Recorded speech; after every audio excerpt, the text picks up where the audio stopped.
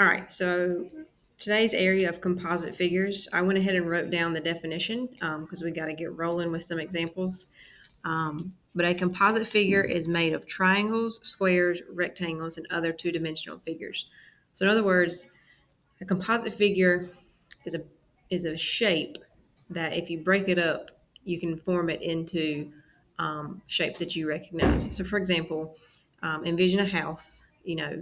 Hopefully, some of us might know that that's called a pentagon, but we don't actually do pentagons in sixth grade. So you could break up a pentagon if you kind of like cut it off at the roof. You could cut it. You could form it into a rectangle on the bottom and then a triangle on top. So that's what we mean by composite figures. It's composed of different shapes into one shape. Um, well, if there's an eight-sided figure, I don't have the formula for an eight-sided figure to find the area. So I need to break that shape up into some smaller shapes that I actually know the area of. So that's what we're working on today. So if you need to pause the video right here to copy down this definition, you can. Otherwise, we're going to get rolling with some examples.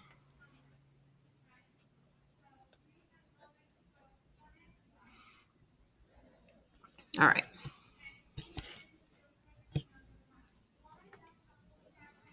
So like the one I just mentioned, a house.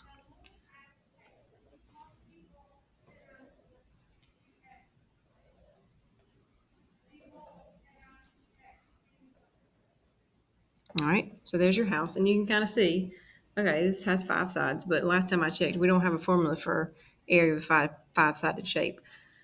So we need to break this up. And we're going to break it up right there. So now you can clearly see I've got a triangle here and I've got a rectangle here. Well, that's not a problem because I know the area of a triangle and I know the area of a rectangle. Okay, so now let's get some numbers to go along with these.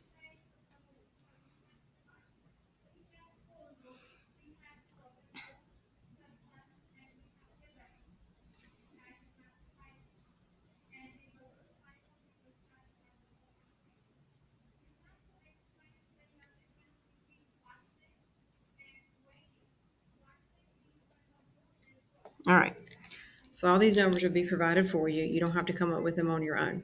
Okay, it doesn't matter which shape you start with. You got to find the area of both of them so you can pick where you want to start. I'm going to start down here with this rectangle. So if we start with the rectangle, I know that formula is length times width. Okay, so I need two numbers. All right, well, the two numbers I need are the length and the width. So I'm just going to plug those in. So 6 times 4 gives me 24 meters squared. All right, and then I'm going to come over here and I'm going to put it right here so that way I can remember I've done that shape. All right, now I got to move on to the triangle at the top. Well, the triangle, there's my chair right here. Okay, so remember I need my base and my height. Well, let's write the formula real quick before we forget it. So remember, for every triangle, it's base times height divided by 2. Okay, so let's worry about the base real quick. All right, so the base is what the chair is sitting on. So here's my chair. Here's what it's sitting on. Well, what's the length of this line? Well, don't panic.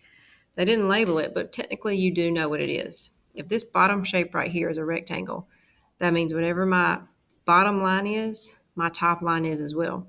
So what is the base of this triangle right here? Well, the base of that triangle is 6 because it matches it just like it does down here. They're going to give you all the information you need. You just might need to fill in some holes, okay?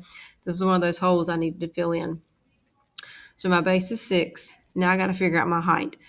Well, if you look, I know there's a lot of numbers going on, but these 3s right here are these slanted lines. First of all, I know I don't need a slanted line. Second of all, these 3s are not touching my chair, so I know that I don't need them. So I'm going to cross them off. So that must mean that the height of my chair is 2. So I'm going to plug these numbers in. So my base we said was 6. My height was 2. And we always divide by 2. Let's do what's on top. 6 times 2 is 12. 12 divided by 2 is going to leave me with 6 meters squared. But you're not finished just yet. Put this 6 in here so I don't forget, and I'm going to circle it. All right.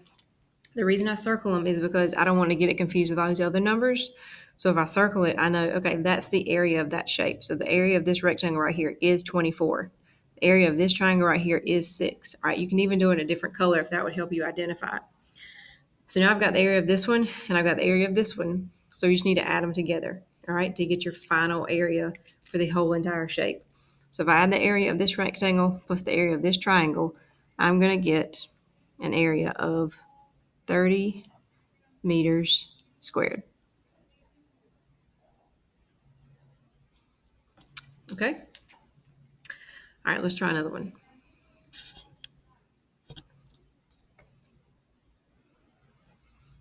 All right, let's do an arrow. So let's do,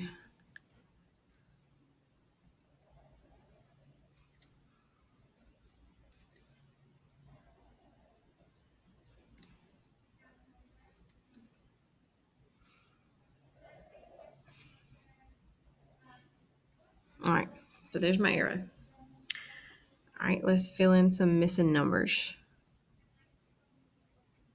2 yards,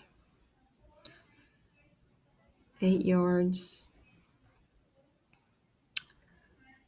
This right here is 2 yards. This is 2 yards.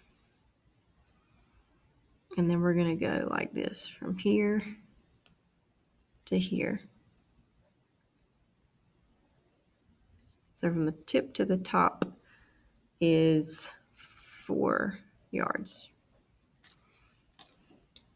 All right. So let's take this one at a time. Obviously, I don't have the formula for area of an arrow, so I got to break this up into shapes that I know. Well, if I break it up right here, I can now see that I've got a triangle here and a rectangle down here, okay? So let's break that up. All right, so I'm going to do my rectangle first. I tend to start with the easier one. All right, so I've got my rectangle. Well, I know the rectangle is length times width, so here's one side, here's the other side.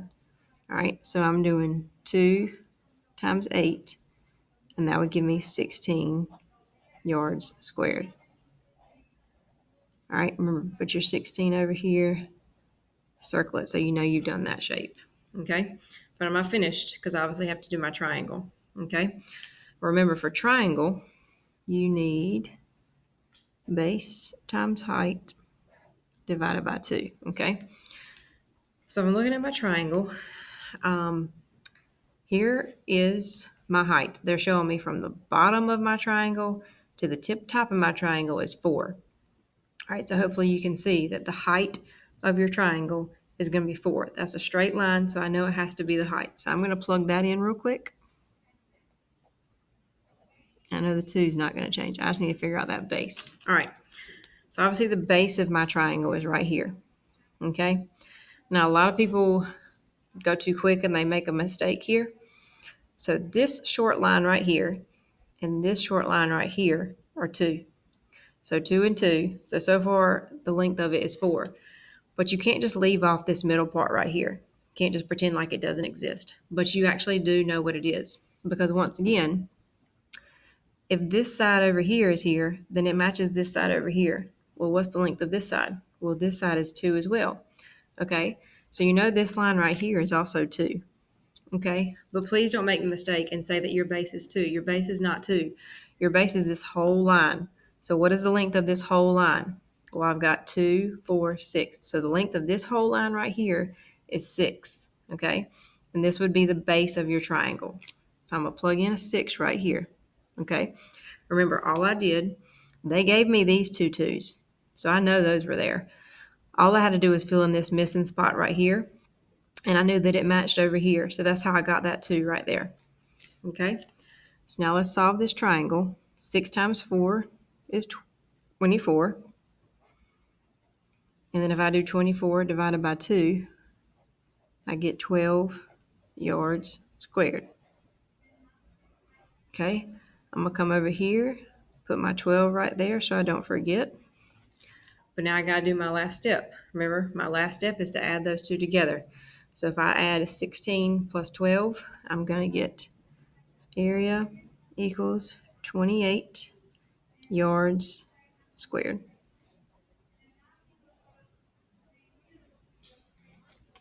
Okay. All right, let's try for another one.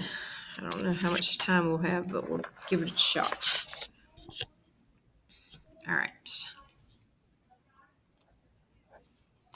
This one is like this is always on the EOG every single year.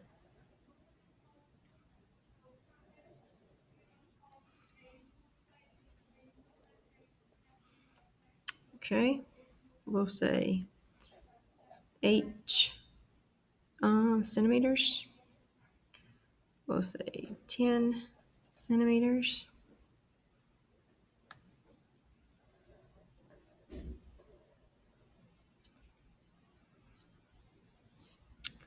Three centimeters and 2 centimeters.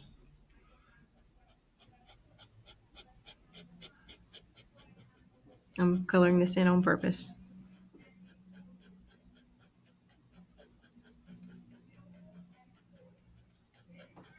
Okay. So this type of question is going to ask you, what is the area of the non-shaded area?